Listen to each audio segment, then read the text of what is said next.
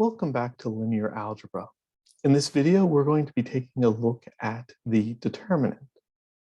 There are a number of very interesting properties of the determinant that we will be exploring later on in the course. For right now, we're going to look at it from a very computational perspective. It turns out that the determinant is a very easy tool to calculate for a matrix, and a matrix is going to be invertible only when the determinant of that matrix is not zero. When the determinant of a matrix is zero, that matrix does not have an inverse. So, without further ado, let me get my head out of the way and let's take a look at the computations. Starting with a 2x2 matrix,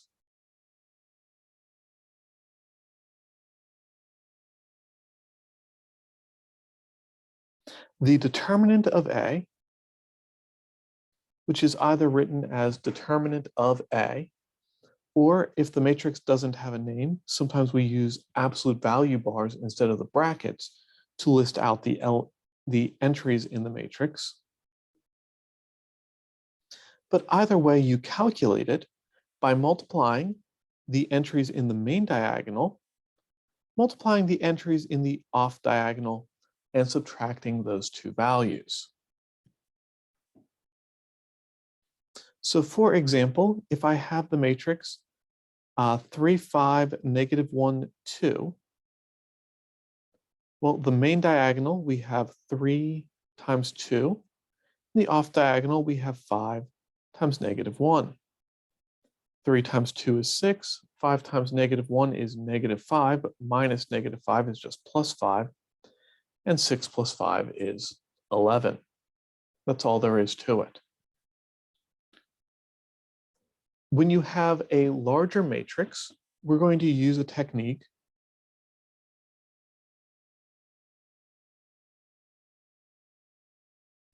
known as cofactor expansion. The cofactor of a matrix, Cij, is the entry in the ith row jth column, Aij, multiplied by -1 to the I plus j power. Remember how properties of -1 works. -1 raised to an even power is +1. -1 raised to an odd power is -1. So what we're looking for here is whether the sum of the row and column that the cofactor come from is even or odd. And by using cofactor expansion, we're going to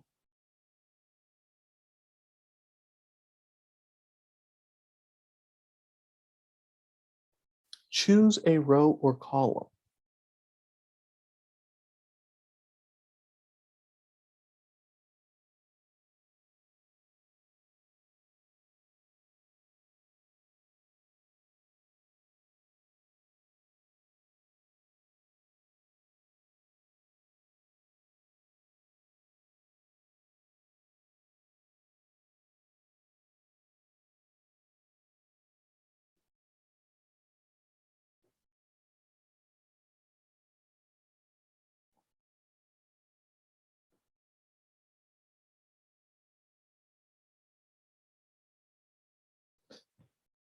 And then, yes, this is really confusing. It makes a lot of sense when you get into it, but I've never seen a clear way of writing it down.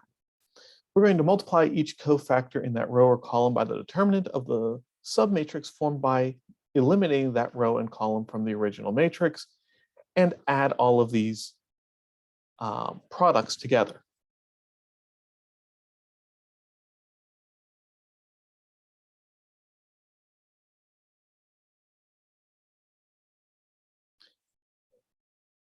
You have most likely seen the determinant of a 3x3 matrix at some point in the past. The determinant of a 3x3 matrix is generally taught specifically choosing the first row as the point on which to take the cofactor expansion. You don't have to do it that way, but when determinants of 3 by 3 matrices are taught, usually the eye is towards the vector cross product, and determinant of a 3 by 3 matrix is a handy way of remembering how to take a cross product, and it really only works if you expand across the first row. So let's start off with an example of a 3 by 3 matrix, and we will choose to expand across the first row, and then I'll show you why you might want to choose something else.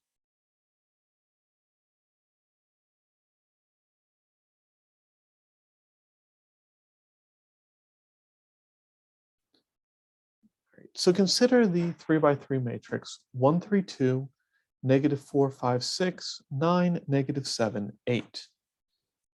And we are going to choose to expand across the first row. In order to perform this expansion, I'm going to need several copies of this matrix. And because I'm on a digital device, I'm going to cheat and literally copy and paste it a couple of times.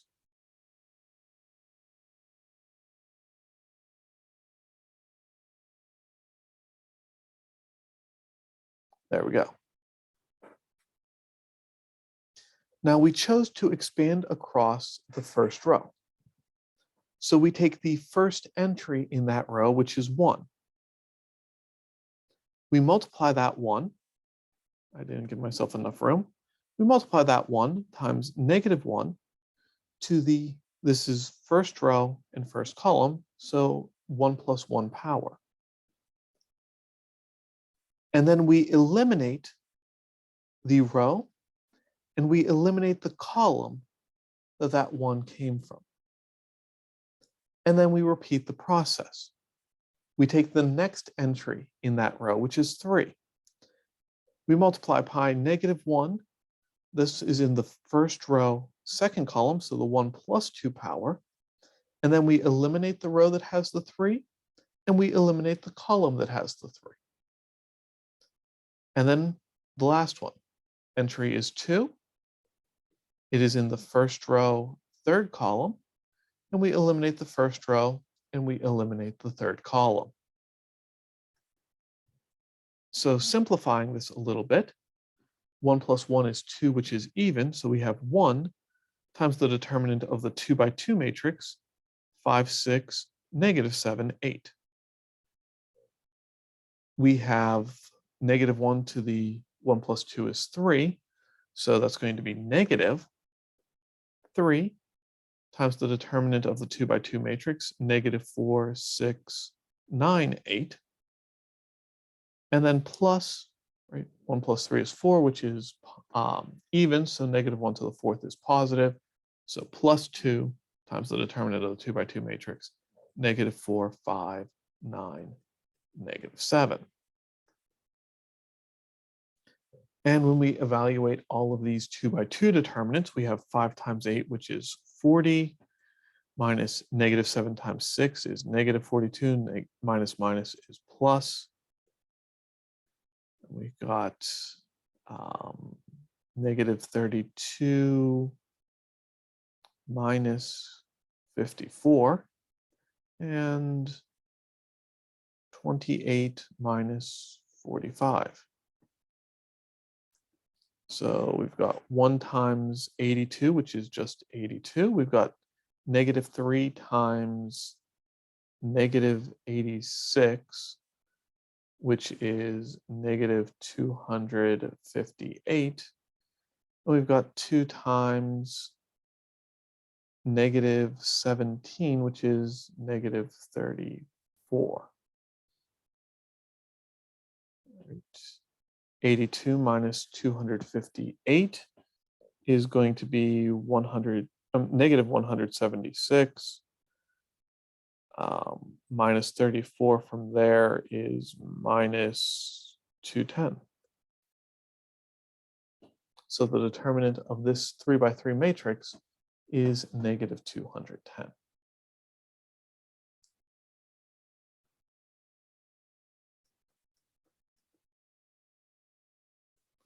Looking at another matrix, like I said, this time we'll go with a larger matrix. How about a 5 by 5 matrix?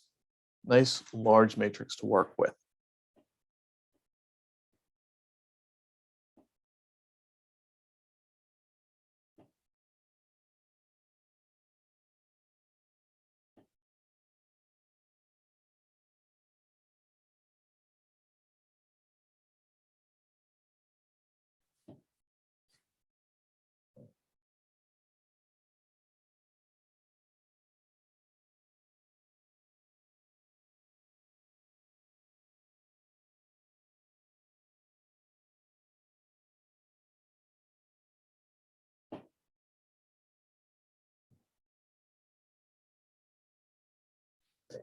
And here I have chosen a matrix that has a whole bunch of zeros in it. And that's really the place where being flexible in your choice of row and column for cofactor expansion is so important. I put too many zeros. This is actually supposed to be a 6. It almost looked like a 0. We've got 12075, 30020, 41090, 3 negative 2600, negative 10010.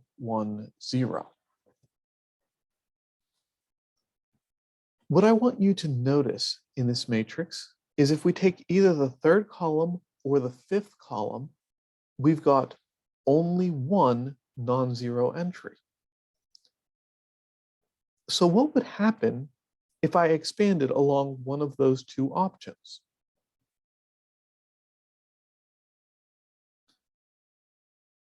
Let's choose to expand on the fifth column.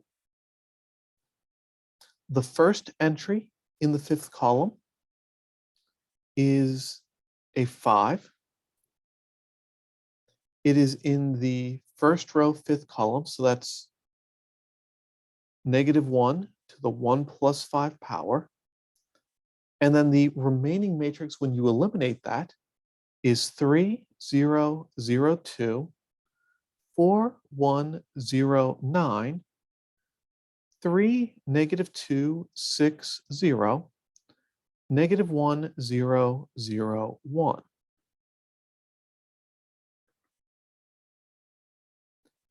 And then the second entry in that column is 0, and we'd multiply it by a bunch of stuff, but you know that if you multiply 0 times stuff, you get 0. And for the third entry, we're going to multiply 0 times what you would get if you eliminate and all that other stuff. But if you multiply 0 times stuff, you get 0.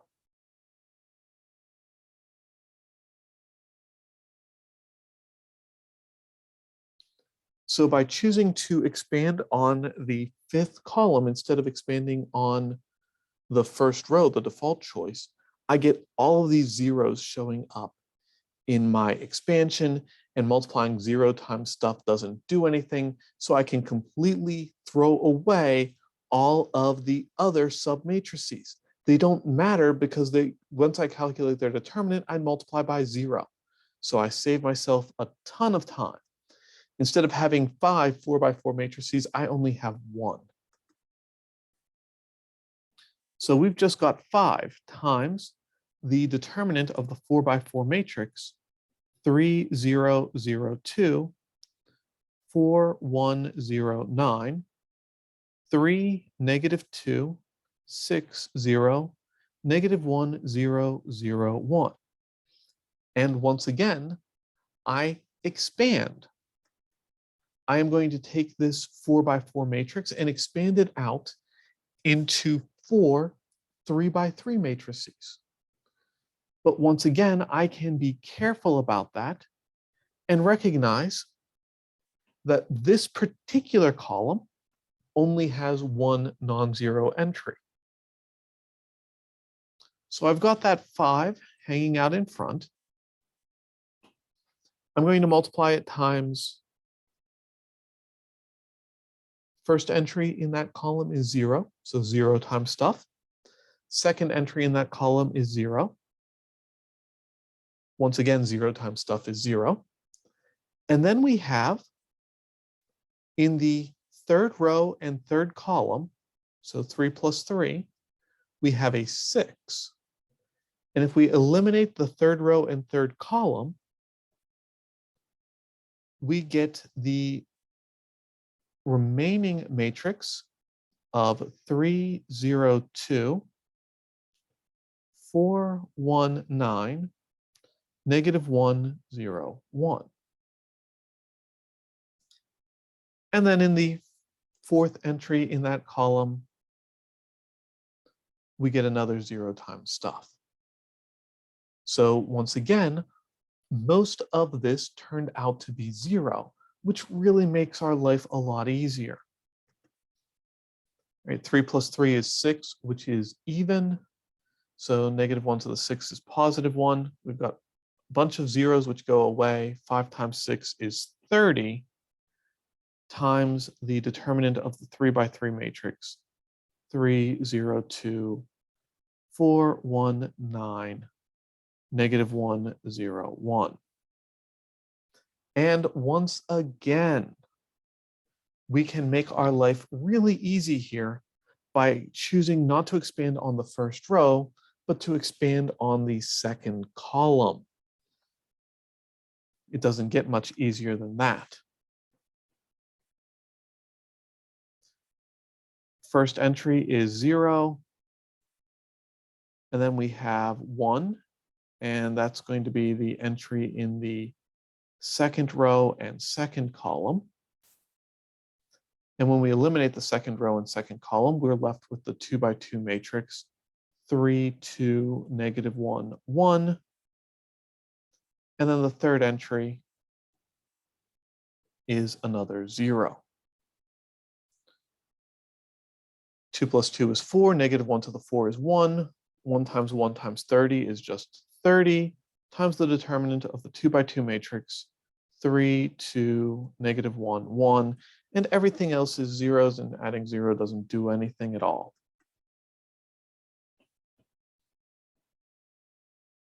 So main diagonal, 3 times 1 is 3. Off diagonal, negative 1 times 2 is negative 2, but we always subtract, so minus negative 2 is just plus 2. 3 times 2 is 5. We're looking at 30 times 5, which is 150.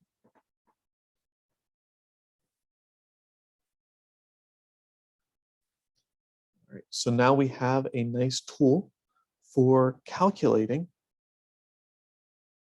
the determinant of a matrix.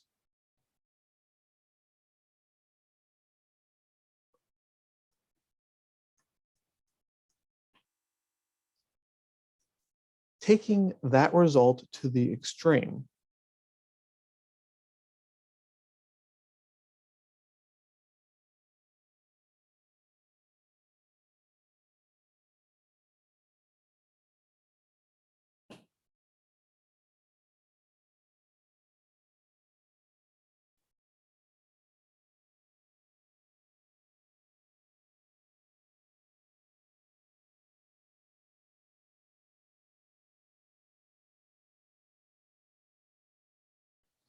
the determinant of a triangular matrix is the product of the entries on the main diagonal.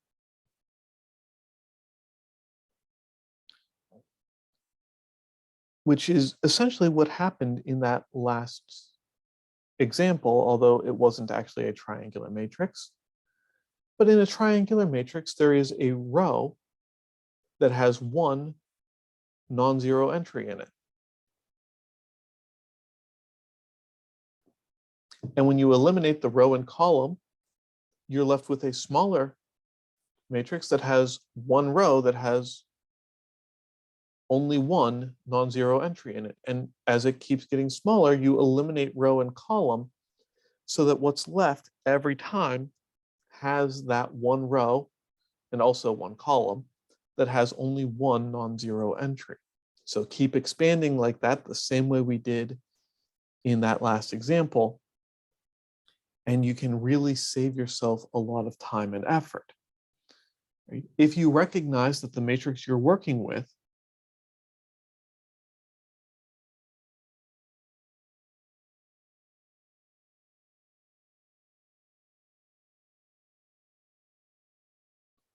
is a triangular matrix. You can save yourself from writing out all of the steps and just say that the determinant here is going to be the product on the diagonal, 2 times 3 times -1 times -3 in this case, which is 18.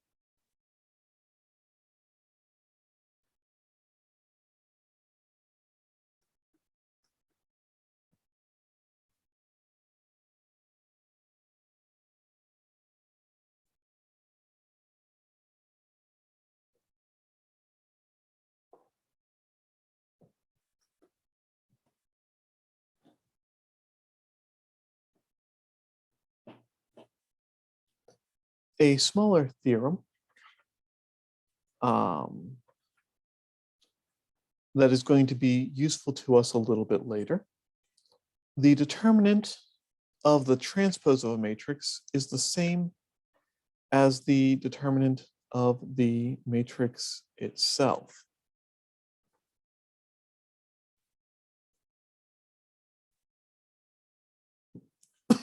Excuse me.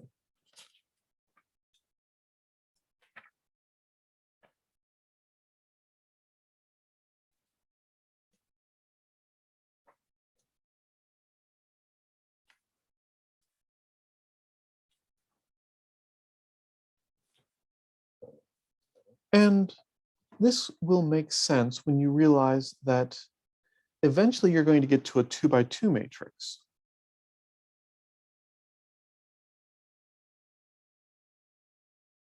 ABCD transpose is ACBD, and the determinant of ACBD is still the product of the main diagonal minus the product on the off diagonal, which is still AD minus BC. So in a 2 by 2 matrix, clearly the determinant is the same. And for a larger matrix, the cofactor expansion is symmetric.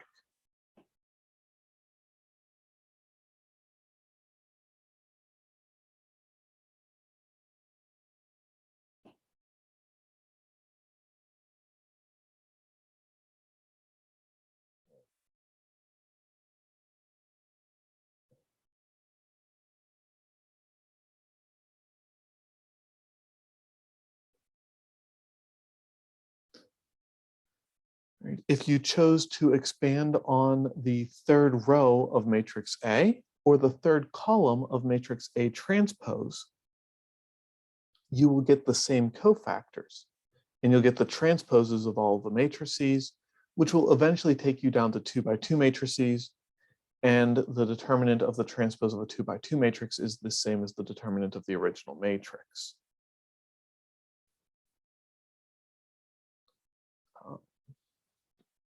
In an upper level linear algebra course, we could be a lot more specific about that. One of the things I like about teaching this course is that we can hand wave some of those arguments.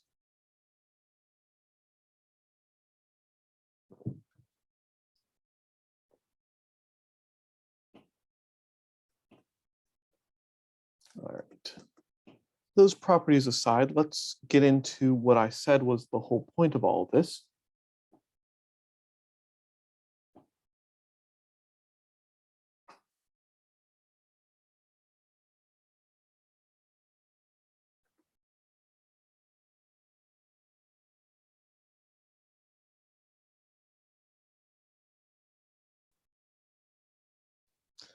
Square matrix A is invertible if and only if the determinant of A is non-zero.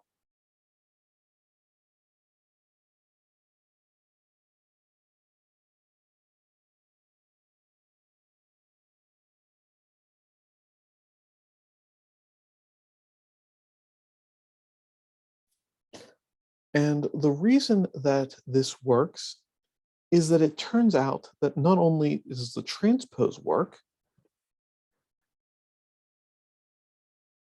But we have a lemma that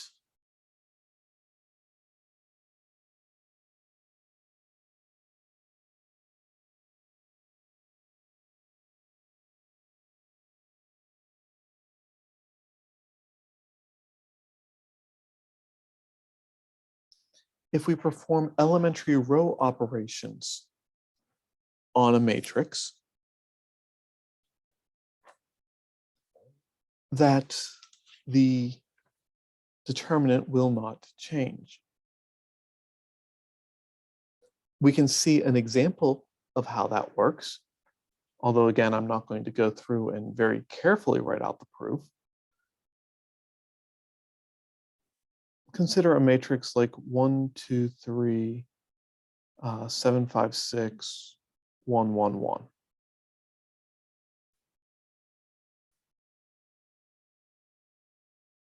We can calculate the determinant of this matrix.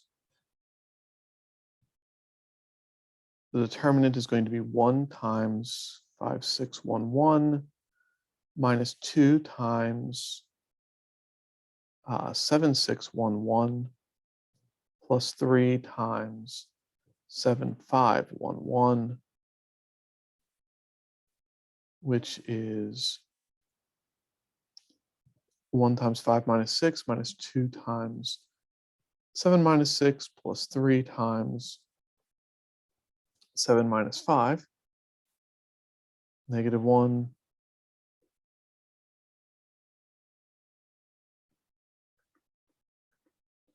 minus 2, and plus 6, all told, is 3. Now perform the elementary row operation of swap. Actually, let's just go with subtract multiples of that first row from the second and third to get that first column nicely all zeros. So 1, 2, 3 stays the same. We'll have 7 minus 7 times 1 is 0. 5 minus 7 times 2 is 5 minus 14, which is negative 9. And 6 minus 7 times 3 is 6 minus 21, which is negative 15. And then we get 0 minus 1 minus 2 in the next row.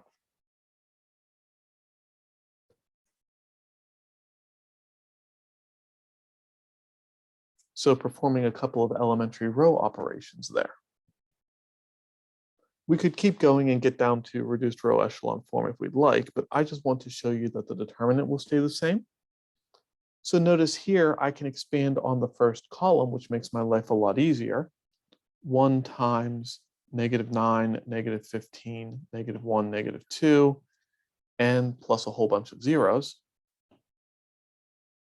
And that's going to be negative 9 times negative 2 is 18, minus negative 1 times negative 15 is 15, and 18 minus 15 is 3.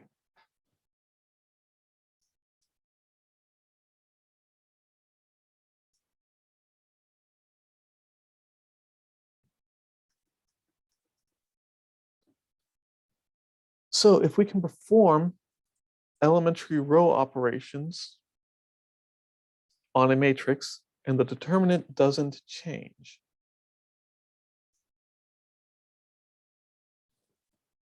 then we should be able to get something more out of that.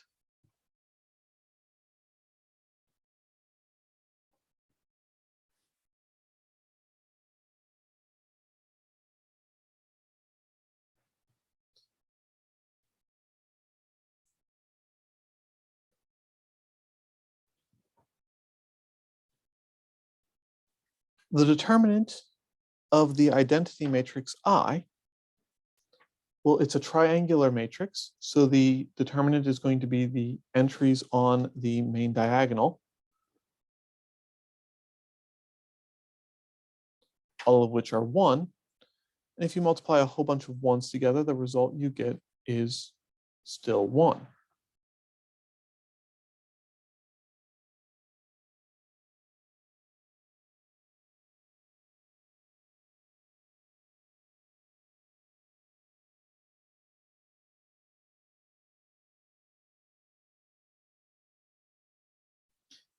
And we know that a matrix is invertible if and only if the reduced row echelon form of the matrix is the identity matrix.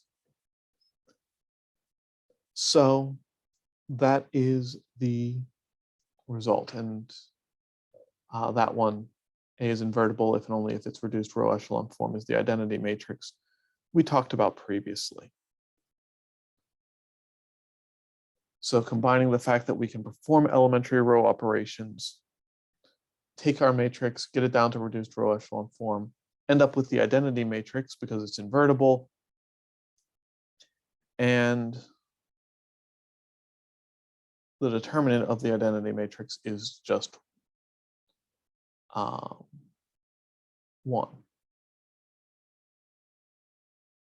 So I guess really that gives us only one direction of things.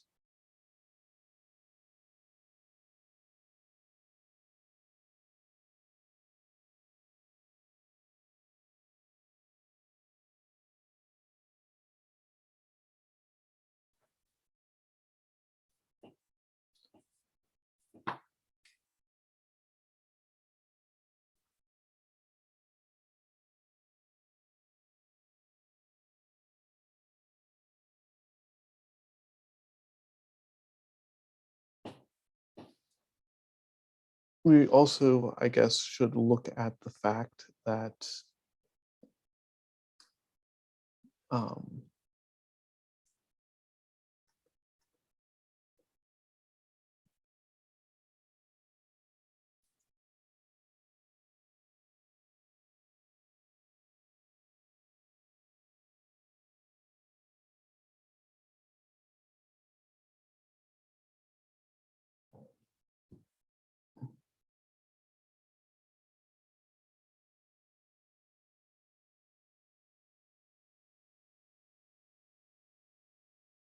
a triangular matrix with an entry of 0 on the main diagonal is not an invertible matrix is a nice natural consequence.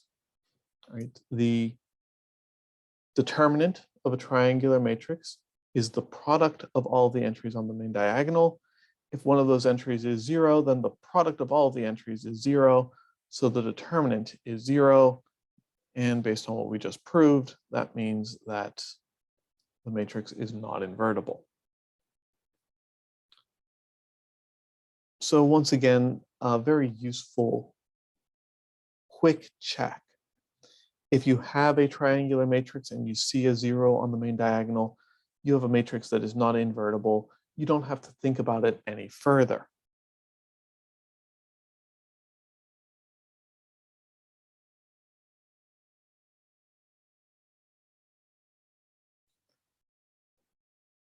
And changing gears,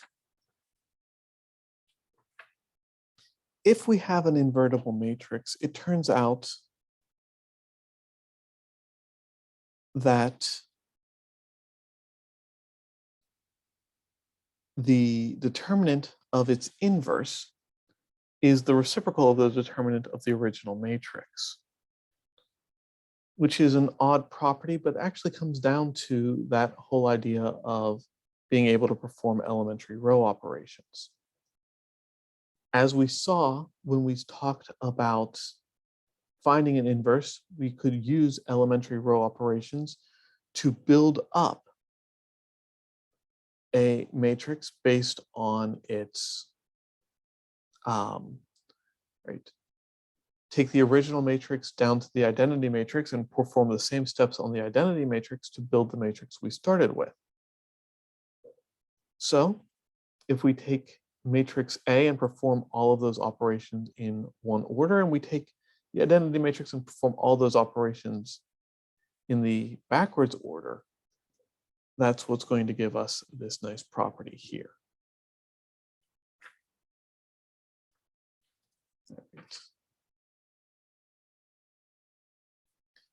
So yeah, a lot of other properties are mentioned in our textbook uh, pertaining to the determinant of a matrix, some of which are useful, some of which are important later on in the course, but for the most part, not all that interesting.